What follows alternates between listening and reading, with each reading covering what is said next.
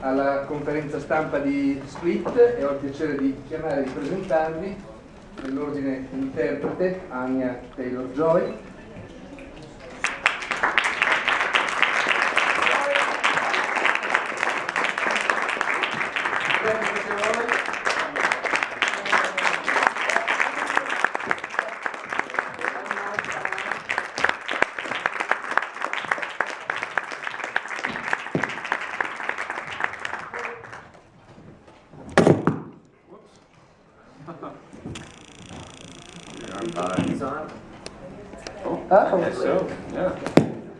Io limiterò a gestire il traffico delle vostre domande, faccio solo una prima domanda a Shyamalan. Non ho mai capito, vedendo i tuoi film, se c'è in te più claustrofobia o claustrofilia, cioè gli spazi chiusi, quanto ti attirano nella vita e quanto come regista e quanto ti inquietano, quanto ti fanno paura.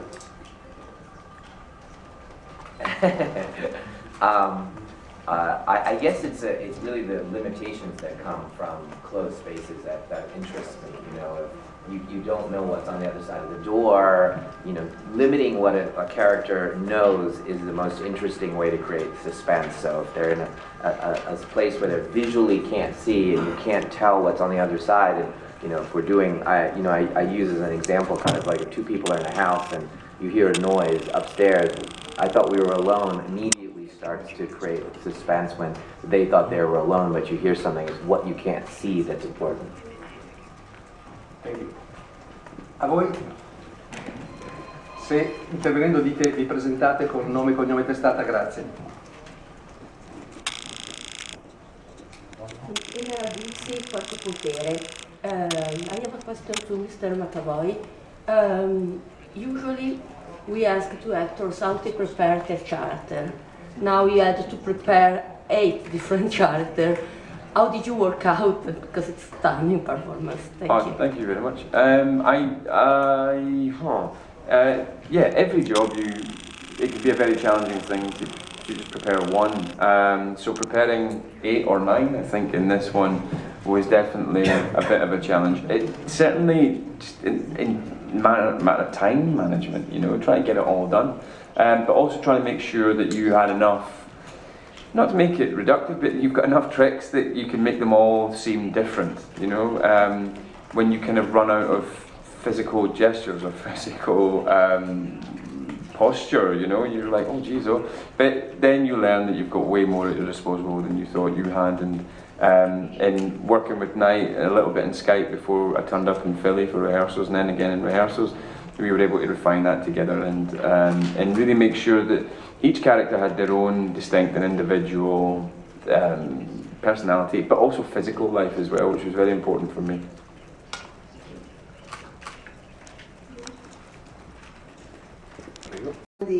Avrei una domanda per ciascuno dei nostri ospiti. Volevo chiedere al signor Shyamalan qual è dei suoi film, secondo lei, quello più misconosciuto, quello meno apprezzato, più ingiustamente non apprezzato. Poi volevo chiedere al signor McAvoy quanto è più divertente interpretare dei personaggi negativi e così sfaccettati rispetto a un personaggio come in X-Men, ad esempio, comunque in genere con un personaggio che in un film d'azione con molti effetti.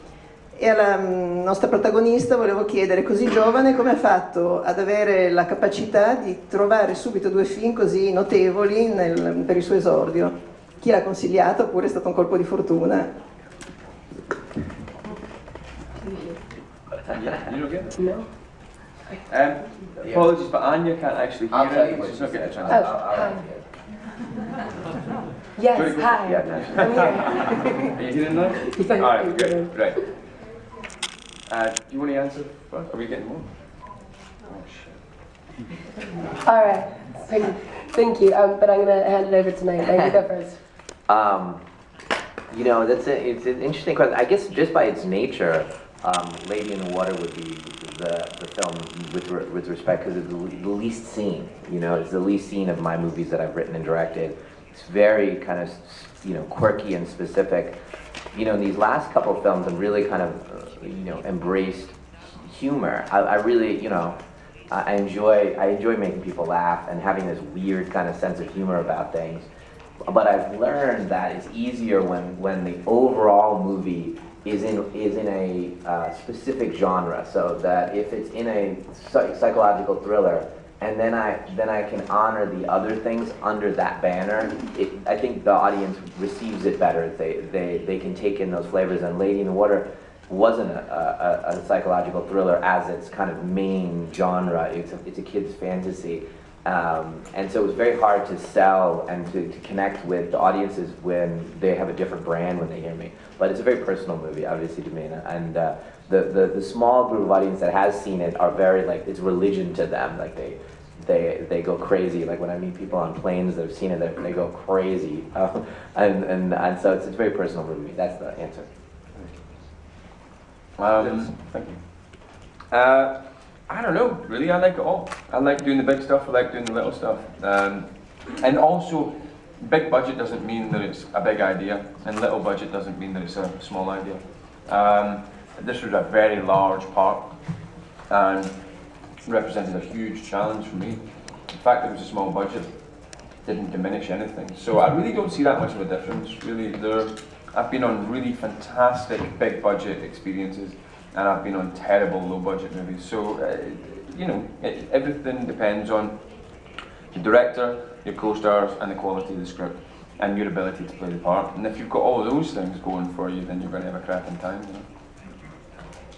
And you know what, thank you. And I think I just got lucky. I don't really know how I ended up here, but it's been an incredible ride, and I'm really grateful that everyone's trusted me to play these roles. I really love my characters, and so I feel very privileged to play them. And yeah, I'm just lucky. I don't think she's lucky. You're very good. It's just true. Sometimes there are actors that have great craft and they don't allow you in, and you go, wow, she's a great actress and he's a great actor, but they don't do the emotional opening of the door inside of them, and they're kind of dazzling you with craft. And then there's newcomers sometimes that don't even know that they're doing it, but the window is open, just flat out open, and they allow you in, and they don't necessarily have the craft yet. They haven't learned it over decades of training and things like that. They're kids or teenagers, and she falls into that category, and it makes complete sense to me that she got the lead in this, the lead in The Witch, the lead in Morgan, and it keeps on going because it's an internal choice, maybe one that you're not even aware that you're doing, but you're allowing us in, and that is like a gesture of empathy that is like the essence of acting. Thanks. Thank you guys for that question. Cacioppo Nocturno Cinema. This is your second film produced by Jason Blum. I would like to know, as a director, how change your perspective of making a movie, because he has a completely different approach in terms of producing a film compared to the traditional Hollywood movies. Thank you very much. Yeah, good question. Ultimately, Jason has his own company and he makes his movies. Like when I made both these movies and asked Jason to come on as an advisor, as a partner, as a big brother to me. It's strange, it's not, he doesn't actually make these movies. He doesn't teach me how to make the movies. We're making them, and Jason is a champion of original filmmaking. That's why I want him on my movies. He has proven that smaller movies can be very, very profitable and can reach a large audience. He believes in it, and so both of us kind of fighting for original movies is in essence why we're together, kind of fighting for this right to tell very, very unusual stories that we don't have to do $200 million movies for the whole world to be excited to come see it. I really get along with Jason. I think he's a great taste. And so when I did The Visit, I shot The Visit and then showed it to Jason and then said, what do you think? And he's like, oh my God, I love it. And then we went in together to Universal. And then this time, I sent him the script and I said, I'm gonna make this movie and what do you think? And he obviously really was happy. But I'm lucky to find people that are where I am in storytelling. So like when I ask a producer to come on to a film, like Scott Rudin on The Village, or Kathy and Frank on Sixth Sense and Signs, kind of matching sensibilities to the where I am. And so Jason's just very lucky, because there's not a lot of champions in Hollywood for original movies, and he's the king.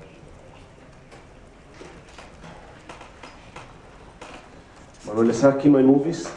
A couple of questions. The first one to Mr. Shyamalan. I wanted to ask you, there is so much expectation for a Shyamalan twist when we watch your movies, that I want to know how much is the percentage of enjoyment, of making fun of us, especially in this one you make so many twists that I'm curious about your fun in this situation when you have to conceive these twists. And the second question is a curiosity about maybe if there are other examples of movies about split personality, multiple personality, like for example Identity by James Mangold, the first one that comes to my mind, where an inspiration you saw, maybe we watched these movies, or maybe a comparison, you watched these movies before making this one. And this is a question also for Mr. McAvoy, actually. Thank you. Well, with regard to the first part of the question, I definitely, I know everyone says twist. This is not at all how I think of it.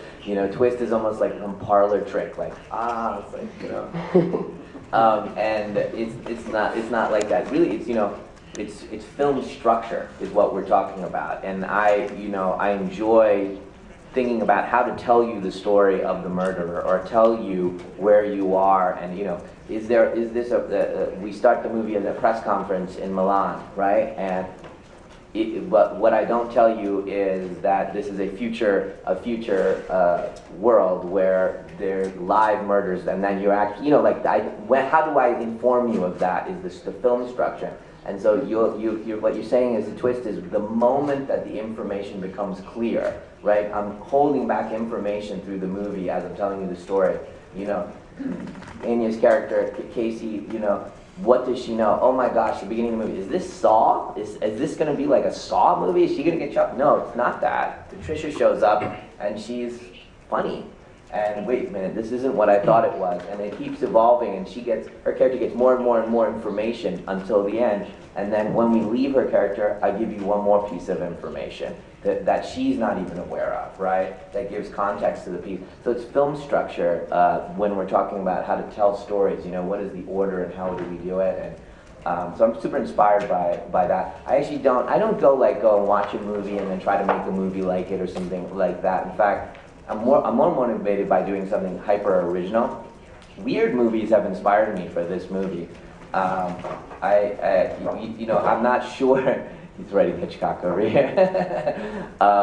It's funny that the movies that stylistically affected this movie are surprising, I guess, to you. Like I watched Altman, a lot of Altman movies while I was making this movie. So you see a lot of zooms in the movie, a lot of slow zooms, a lot of holds.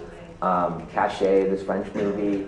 Dogtooth, a movie from Greece, all about how to create tension and drama and make things shocking just with the frame and the camera. So it's kind of like what you're eating at the time, and independent cinema and actually international cinema is a big deal. By the way, this is a total aside, but we have a foundation, and one of the things that we give away is a night with me at my house to watch a movie in my theater. So people bid on it for charity, and then they all come to my house to watch a movie. So we had 20 people in my house watching a movie, and the movie I picked was The Great Beauty.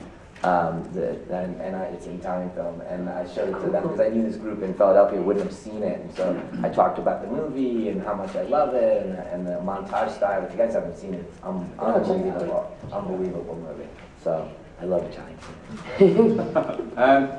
I have a very bad film education, and I've not seen probably half of the films that journalists have been saying, did you watch this, did you watch that, did you watch Silence of the Lambs, did you watch Identity, did you watch this, that, and the next thing? I'm like, no. And really don't get to watch a lot of movies, unfortunately. So what I find is that when people ask me the question, where do you get your inspiration? Did you reach out to other actors? Did you reach out to other performances? I always feel like, no, my inspiration is the story. Yeah. I don't need to look to the world to find my inspiration to tell the story. The inspiration is in the story that he wrote. And I need to find, all I need to find is the best way that I can help tell his inspiring piece of entertainment, you know. But yeah, I do need to watch more movies. I'll give it a bash. I think I've got any time.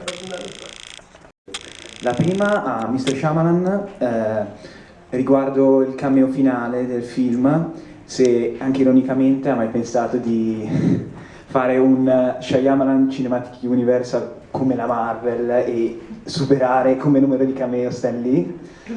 Per James, se in lavorazione, oltre alle personalità che vediamo in scena, ci sono state anche altre personalità che poi sono state tagliate nel montaggio finale. Mentre per Anya volevo chiederle che differenza di approccio c'è tra un regista esordiente come Robert Eggers di The Witch e un regista, un autore con molti film all'attivo come appunto Night Shyamalan. Ooh, I'm really interested in that last question. I want to hear that one. You know, I'm still trying to figure this out and about what makes me tick, what makes me excited to make films. And as you probably tell, I don't sequels. I don't mean in a pejorative way. I don't know why when I sit down to write, you know, the idea of writing a sequel or something is hard for me. I don't know why, because maybe the joy of writing is about discovery, and if I already know the characters, I feel like that's I'm not, why am I, you know, is there something left to say, that kind of thing. That being said, so that's why I generally don't, you know, I own the rights to almost all my movies, so that they don't unnecessarily make a sequel, you know, that kind of thing. That being said, I'm trying to answer this question without being specific, so forgive me for being a little dancing around it. There was always an intention to tell a three-part story of one of my movies, and so I have every intention of finishing this story, and I feel ready to tell the end of this story, but one of the, I don't know if you're asking me this, I'm just telling you useless information, but I wanted to feel unique in and of itself, you know, like Split is a unique film in and of itself. That's what motivates me. So hopefully, if I do finish this story, and I hope I do, that it will feel unique in and of itself. The answer to your question, did we discard any characters? Not by the time I came on board. By the time I came on board, the script was pretty much as it was. There would be some rewrites every now and again along the way, and you know, we'd be open to inspiration in the moment every now and again. But by and large, you know, I came on pretty late to this gig, and I didn't have 2 minutes to come up with one character, never mind 9. So I was wholly uninterested in whatever Knight had discarded up to that point, and only interested in what I had to do on screen. So no, we just concentrated what was on the page. Yeah. Well, it's interesting actually, because I see in the way that I work, I see pretty much the most similarity between Robert and Knight. I feel, forgive me if I'm wrong, but I feel very connected to you. I feel like we don't really need to talk that, like we talk for kind of enjoyment, but I have a sense of when I've done something that isn't aligned to his vision, and I can sort of be like, okay, no, I need another take. That wasn't perfect. That wasn't, you know, what you wanted. I want to give you what you want. Knight's very specific. Robert kind of, because it was his first, you know, time as a director, and it was my first time as an actor. We were kind of both of us finding our feet a little bit more, and we lent on each other really heavily, whilst I lent very heavily on Knight, and just completely trusted him and allowed him to sort of. I went to really dark places on this movie, and I felt very safe and protected with you. I think with Rob, you know, we're very good friends, but we were both kind of like hysterical at certain points of that movie. So yeah, I felt very safe on set. Happy?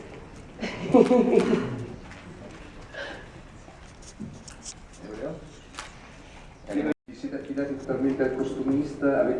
Che ragionamenti avete fatto per vestire le varie personalità nei modi che abbiamo visto nel film? You know, that's an interesting question. Our costume designer is a wonderful, wonderful man from Madrid, and he brought his particular tastes to the table, which I love his taste. But it's a challenge because we didn't want to be caricature with any of the parts, and we had a physical issue, which is that he was very big for the movie. He got worked out, and he was much bigger than he is right now. So to make him feel like a boy, because like if he's in the wrong outfit, he looked like a skinhead and not a child, because he's so like strong. And then when he was Patricia, how to make it seem restrained and as opposed to a man in a dress. And so it was really these guys. They would come together, the costume designer and James would try on lots and lots of outfits and come and say, what do you think about these 3 or 4? And what do we think about scarves for Patricia? And those kind of things. How can we use the costumes? But it was him finding. And rollerblades. And rollerblades.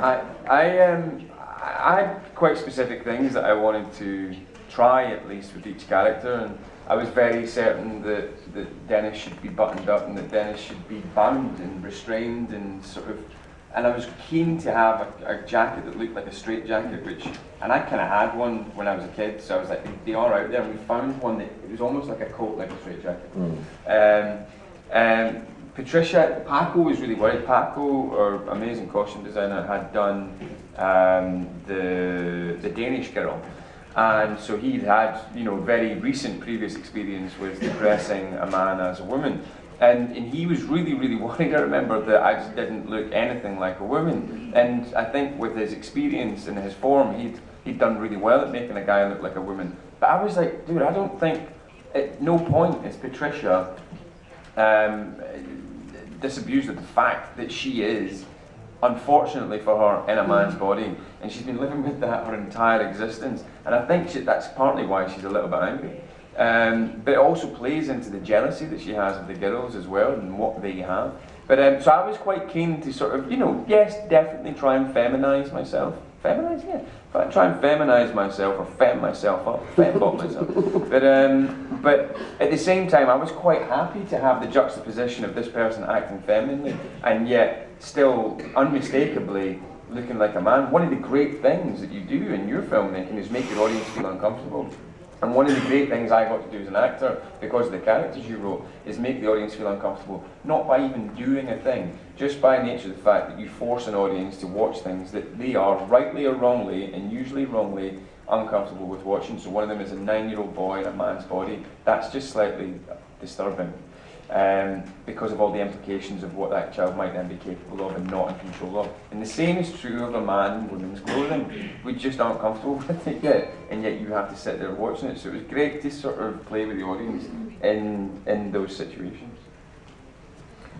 Anche perché una delle sue personalità disegna costumi, fa il costumista, no? Uno dei personaggi che lui interpreta, mentre la dottoressa è sempre vestita allo stesso modo, o ricordo male?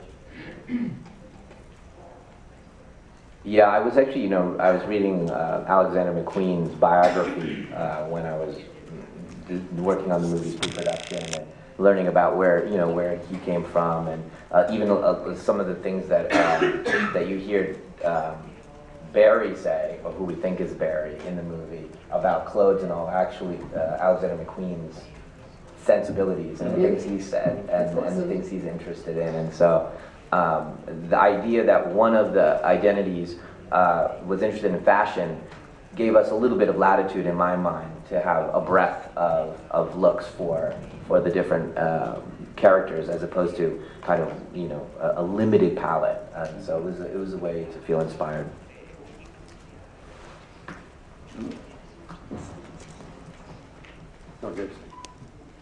Shyamalan. La prima è da dove è nata la decisione di fare un film sul disturbo di personalità multiple, magari sei stato ispirato da persone che realmente hai conosciuto o situazioni, e poi da padre quanto è stato difficile affrontare un tema delicato come gli abusi infantili. Good questions, good questions. So one was, I was chasing my wife in college, and she's a psychologist, and so I took all psychology courses to try to woo her, and started really loving the classes inadvertently. So, you know, if she'd been a gymnast, I guess all my movies would be about gymnasts, but she was a psychologist, and so DID came up in one of the classes, and I remember kind of becoming like so enamored with this subject, and since then I've been very obsessed with it. This character was written a long time ago. It was written about 15, 16 years ago, and some of the scenes, like when you meet Patricia and you meet Hedwig, those were written on paper by hand a long time ago. Literally word for word, you said what I wrote 15, 16 years ago. I meant to show you the handwritten stuff. Cool, man. It's really cool.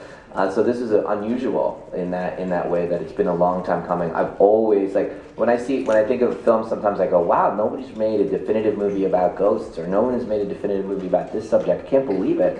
And I feel that way about this condition, that it's extraordinary and tragic and amazing, and how the mind defends itself. And you know, did you guys know the things I talked about in the movie, that one of the identities can have diabetes and the rest of them don't? That your body can change that much, that quickly with your thoughts. It doesn't seem possible. So those kind of things astound me. What was the second part? What was the second part? Do you remember? Having toasters about, how did you deal with the child abuse? Oh, yes. Yeah, well, you know, that is the provenance of this disorder, so I wanted to have it represented, that's part of the conversation, that this comes from a very, very tragic place, all of these things, and what does that do when a human being experiences the very worst thing that could happen to you repeatedly as a child? How does that transform you? What are the repercussions of that? And in a general way, because I have kids, I have girls, you know, as a writer, I think you're just, you know, acting out your worst fears constantly, like, you know, exercising them out. So, you know, home invasions, getting abducted, things like that are my urban nightmares, you know, just keep on talking them through to kind of, many ways, probably just to take their power away from me. I think I just want to say a quick thing about how Night deals with sort of horrific things in general. The film has got some horrific events in it, in the past, in the flashbacks, and also in the present with what happens to the girls. And one of the journalists that came in earlier today mentioned it. You know, he says, look, there's no blood or guts or gore or, you know, bullets flying or people's heads getting chopped off or anything like that. But the film is incredibly scary and horrific at times. And that's because of the sensitivity with which you deal with that. But I think also with the child abuse, you don't sensationalise or titillate us with the horror of the reality that you're exploring, but you imply it and you make us feel no less sort of affected by it. You know, it's really deathly done. Yeah. Yep. Gentile Mattino, volevo chiederle qual è il suo rapporto con la TV, con le serie televisive. Ne ha fatte in passato, volevo sapere se nel suo futuro c'è un incremento in questo tipo di lavoro, perché sì o perché no. Grazie. Well, you know, it's been a really fun experience working in television. You know, for me now, I think you guys can tell. I don't know if it's the same here in Italy, but it's certainly in the United States very prevalent. What I'm about to say, that more drama, character-driven storytelling has moved to television, because it's basically how connected you are to the characters to watch each week, right? And so drama directors, people that once upon a time could make dramas for the movie theaters, are not allowed to, or don't have the opportunity to. And television has grown in its quality level, and once upon a time the tone of a movie was the most important thing. Jack Nicholson in 5 Easy Pieces, it's a tonal masterpiece, and then I would recommend 5 Easy Pieces based on the tone, and that would cause people to come and watch the movie all year long, right? You just sit in the theater all year long and you go see Jack Nicholson in 5 Easy Pieces. Now marketability is the #1 thing for films. in television, tone is the most important thing. Oh, I heard Mad Men was great. I'm gonna get AMC. It's what you feel about it. 2 million people watch Mad Men, but 100 million people heard it's great. The tone is great, and makes you feel something about their network. And so, God is tone, and obviously that's an amazing thing for a filmmaker, a dramatic filmmaker like myself. That's the God over there. So that's fantastic. It is an isolating thing to make movies for me. I don't live in Los Angeles. I write and direct, so I get to meet wonderful actors every 2 years, right? And I make smaller movies in general, and television gives me a chance to work with an unbelievable amount of actors. I get to work with writers. I get to work with amazing directors. Like for example, on Wayward Pines, I got to work with these twins, these 2 young guys, the Duffer Brothers, and they'd never done anything, and they came to my house and we worked on Wayward Pines, and we'd talk and we'd laugh and joke and drink and this and that, and then they went off and made Stranger Things after Wayward Pines, and they had made the best show on television, and on and on and on. There's other, each of these filmmakers, writers, and directors are just I'm so lucky. So that part of it is amazing. Now the part that I struggle with is the control freak in me. So film, I can do everything and control it. Like, where's the line of supervising and not supervising? JJ, when he ran his shows, he was in the writer's room writing. He was writing and directing those things. But I'm primarily a filmmaker, so it's been an unusual process for me. But I hope to make more. It made me grow. I was taught a lot by everybody that I worked with. Al regista Shyamalan volevo chiedere se, visto che questo è un progetto che nasce diversi anni fa, però se c'è un'ispirazione nella storia di Billy Milligan, che è stato un criminale con 23 personalità diverse, che rapì e poi uccise 3 studentesse, e se riguardo prima la trilogia di cui parlava, se questo, se Split lo considera il sequel di Unbreakable. Grazie.